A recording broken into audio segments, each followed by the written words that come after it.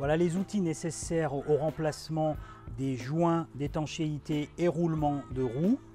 Vous devez utiliser des cales pour surélever votre moyeu pour pouvoir chasser les pièces que vous aurez à chasser. Vous allez les chasser avec ce genre d'outil ou avec un jet qui peut être d'une forme différente que vous allez passer à travers le moyeu.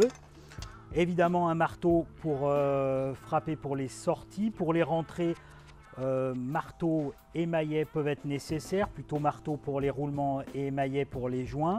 Si vous avez à soulever un joint pour aller attraper un circlips, il vous faudra un démonte-pneu avec une forme assez douce et puis une pince à circlips fermante de manière à pouvoir retirer le circlips d'arrêt. Et puis pour la remise en place des roulements, eh bien, ce sera soit l'idéal un outil conçu pour, ou bien vous pouvez utiliser une douille qui pourra vous permettre à la remise en place de n'appuyer que sur le diamètre extérieur, sur la bague extérieure du roulement, donc vous choisirez la douille en conséquence. Il est important de regarder régulièrement l'état des roulements de roue et ce contrôle se fait de cette manière. Si vous ne vous êtes rendu compte de rien en roulant, il faut de temps en temps empoigner le pneumatique, maintenir la moto et essayer de déplacer la roue de droite à gauche de cette manière-là. Et si vous avez du jeu au niveau des roulements de roue, vous allez tout de suite le sentir et l'entendre même, puisque vous allez avoir un mouvement de roue et un cloc-cloc qui vous indiquera qu'il y a quelque chose d'anormal au niveau des roulements de roue. Si vous avez constaté du jeu au niveau de la roue arrière, par exemple, c'est que l'heure est venue de remplacer les roulements. Sur certaines roues, comme celle-ci, les entretoises ne sont pas tout à fait amovibles et il faut les retirer. Et pour ça, vous devez d'abord les chasser. Alors, vers le bas, vous l'avez remarqué, j'ai calé ma roue de manière à ce que l'entretoise ne porte pas sur l'établi. Évidemment, sinon elle ne pourrait pas être chassée. Et on procède de la même manière des deux côtés.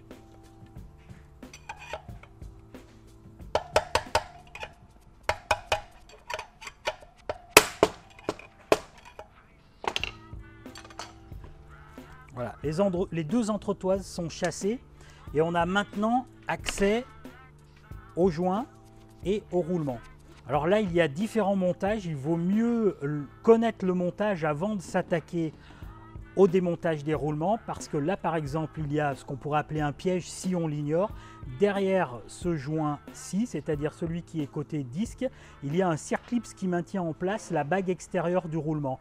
Donc évidemment on va attaquer le démontage par l'autre côté, même si de toute façon au final le joint sera ici à retirer avant d'enlever le clips, alors que de l'autre côté nous n'avons rien entre le roulement et le joint SPI, ce qui va nous permettre de chasser les deux en même temps. Là, il faut trouver l'outil adéquat qui arrive à prendre sur la bague intérieure du roulement et avec un marteau, on va essayer d'attraper le roulement et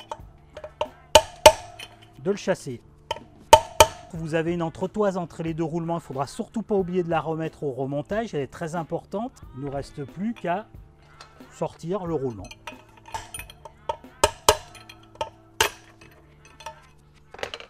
Je l'ai entendu tomber. Voilà le roulement. Donc on garde les pièces dans l'ordre, même si on sait qu'un roulement sur lequel on a tapé est forcément à remplacer. L'entretoise, celle qui constitue une erreur du débutant, c'est-à-dire on remonte les roulements mais on oublie de mettre l'entretoise. Et là donc, comme je vous l'ai dit, je ne pousse surtout pas le deuxième roulement de la même manière que le premier, parce qu'il y a un circlips qui m'empêcherait de sortir le tout, mais je suis bien obligé de venir crocheter le joint qui n'abîme rien. Et voilà le circlips qui va évidemment demander une pince pour être retiré. Alors il faut bien sûr une pince à circlips fermante, parce que nous avons un circlips intérieur. Et ensuite la procédure est la même que de l'autre côté, puisque nous n'avions pas de circlips. Ce qu'on cherche à éviter, c'est surtout de ne pas mettre le roulement en travers, ce qui abîmerait son logement. Alors voilà, les roulements de roue sont retirés. Vous avez là un exemple de montage de ce qui existe en type de montage de roue arrière, avec un roulement de chaque côté, un circlips de sécurité d'un côté et 2 joints SPI. Il faut savoir que d'autres types de montages existent et notamment vous pouvez trouver aucun circlips de sécurité monté sur les roues et éventuellement des roues de dimensions différentes d'un côté et de l'autre et encore 2 roulements d'un côté, souvent côté couronne parce qu'il y a plus d'efforts, et un seul roulement de l'autre côté. Il y a des tas de montages qui existent, il vaut mieux se renseigner sur le montage de l'équipement de votre moto avant de se lancer dans le remplacement des roulements. Pour la remise en place des roulements, c'est l'ordre inverse, mais il y a quand même 2-3 petites choses à connaître avant de faire des bêtises. Donc d'abord, on l'a dit, roulement neuf parce qu'on ne remonte pas un roulement sur lequel on a tapé. On le remet en place et il va falloir le rentrer gentiment. Je ne tape que sur la bague extérieure et jamais sur la bague intérieure. Et ensuite, vous pouvez utiliser, ça c'est un outil spécial pour remettre les roulements avec des diamètres différents qui s'adaptent à chaque roulement. Mais vous pouvez aussi utiliser une douille que vous aurez précédemment choisie en fonction du diamètre en la glissant dans le logement pour être sûr qu'elle soit plus petite pour pas évidemment aller coincer la douille dans le moyeu.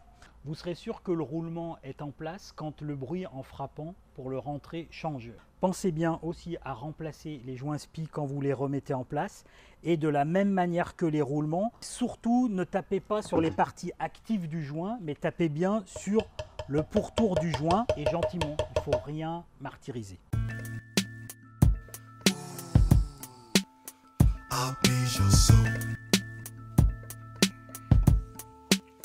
Say my creed.